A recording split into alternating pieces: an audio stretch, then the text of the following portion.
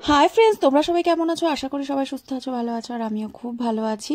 আর গতকাল ছিল হচ্ছে আমার মেয়ের বান্ধবীর বাড়িতে কালী পুজো এবং মনসা পুজো।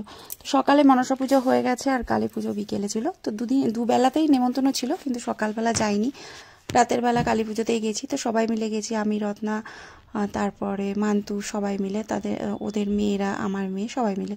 তো এই যে দেখতে পাচ্ছ, সকালবেলা কিন্তু মা মনসা পুজো হয়ে গেছে, এইবার কালী পুজোর সব তোড়জোড় চলছে। তো মায়ের মুখটা দেখো, অসাধারণ অসাধারণ, মানে কি বলবো, মায়ের মুখ দেখেই যেন মানে মনটা ভরে যায়। আর এত সুন্দরভাবে এখানটা সাজানো হয়েছে না, খুবই সুন্দর লাগছে। তো সকালবেলা মনসা পুজো হয়ে গেছে, এই দিকটা রয়েছে মনসা পুজোর সব আয়োজন, আর এই দিকে রয়েছে সব কালী পুজোর আয়োজন। তো এখন আবার রাতে যেহেতু পুজো হবে, সব আয়োজন কিন্তু চলছে। তো প্রথমে উঠেই কিন্তু এটা দোতলায় ছিল যেহেতু, তো তোমাদের সাথে একটু মায়ের দর্শন করিয়ে নিলাম। আমার সাথে সাথে তোমরাও কিন্তু মায়ের দর্শন করে নিলে। আর সত্যি এত সুন্দরভাবে সাজানো হয়েছিল না, খুব ভালো লাগছিল। আর পেছনে চলছিল গান, আরও সুন্দর যেন লাগছিল। তো যাই হোক, আমরা কিন্তু এখান থেকে সব কিছু মাকে মানে যে মায়ের জন্য সন্দেশ নিয়েছিলাম সেটা দিয়ে তারপরে কিন্তু আমরা চলে আসলাম নিচের দিকে। আর এইটা কিন্তু হচ্ছে একটা মানে মনসা গাছ, সেই ঠাকুরকেই কিন্তু মানে শাড়ি পরানো হয়েছে।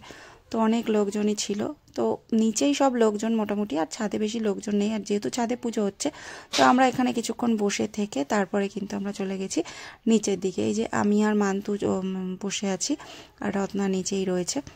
তো এবার আমরা যাব হচ্ছে নিচের দিকে।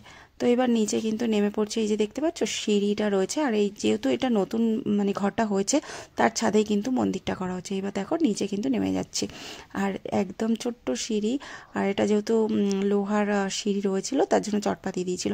তো যাই হোক, এবার যাব হচ্ছে আমরা সামনের দিকে। সামনে যেখানে একটু বসার জায়গা করা হয়েছে, সেখানেই কিন্তু চলে গেছি। এবার দেখে এখানে কিন্তু করা হয়েছিল যেহেতু ঠান্ডা, তো ঠান্ডার জন্য কিন্তু করা হয়েছিল কফির স্টল, কফি আর বিস্কুট। তো সেটাই নিয়ে নিলাম।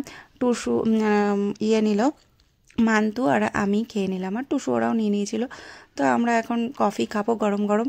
আর সত্যি যা ঠান্ডা পড়েছে, তাতে কিন্তু এই যে কফি খেতে বেশ ভালোই লাগে। আমি কিন্তু 2 কাপ কফি খেয়ে নিয়েছি, মানে এই ঠান্ডার জন্য, যা ঠান্ডা গতকাল রাতে পড়েছিল। তো যাই হোক, এবার চলো কফি খেতে খেতে একটু বসে বসে গল্প সল্প করি। এবার খানিকক্ষণ গল্প সল্প করে এবার যেহেতু অনেকটা রাত হয়ে যাচ্ছে, আর শীতের রাত, সেই কারণে কিন্তু আমরা এবার খাবার ওখানে যাচ্ছি। আর ওদের প্যান্ডেলের ওখান থেকে খাবার জায়গাটা একটুখানি দূর ছিল, মানে মাঠের মধ্যে। তো সেখানেই কিন্তু আমরা এখন যাচ্ছি খাওয়া দাওয়া করতে আর কি। যেহেতু রাত হচ্ছে, বাড়িতেও তো ফিরতে হবে। আর প্রচুর ঠান্ডা গতকাল রাতে কিন্তু পড়েছিল, তো সেই কারণে কিন্তু আমরা এখন খাবার দাবার খেয়ে তারপরে যে যার বাড়ি চলে যাব। আর অনেক দিন পরেই কিন্তু দেখো আমরা 3জন একসাথে হয়েছি, খুব ভালো লাগছে। অনেক দিন কোথাও আমরা কিন্তু একসাথে যাওয়া হয় না। আগে প্রচুর পিকনিক টিকনিক মানে ঘুরতে যাওয়া অনেক জায়গায় হতো, কিন্তু এখন যে কোনো কারণবশত হয় না, মানে সবাই সবার কাজেই ব্যস্ত, তো সেই কারণে। তো যাই হোক, আমরা কিন্তু এখন খাবার খেতে বসে পড়েছি। আর খাবারের মধ্যে ছিল হচ্ছে পোলাও, আলুর দম, তারপরে হচ্ছে চাটনি, তারপরে পায়েস। তো যাই হোক, আমার তো প্রচুর ঠান্ডা লেগে গেছে, আর এমনি কানের মধ্যে ব্যথা করছে। আমি কিন্তু আগেই একটা কানের স্টোল জড়িয়ে নিয়েছি। তো ওরা বলছে একটু ভিডিও করব, তুই আগের থেকে স্টোল জড়িয়ে নিয়েছি। আমরা বাবা, আমার আগে ঠান্ডা প্রচুর, তার জন্য কিন্তু আমি তাড়াতাড়ি আগে স্টোল জড়িয়ে নিয়েছি। তো যাই হোক, এবার কিন্তু আমরা সবাই খাওয়া দাওয়া সবাই মিলে কিন্তু আজকের সন্ধ্যাটা অনেক সুন্দরভাবে কাটালাম।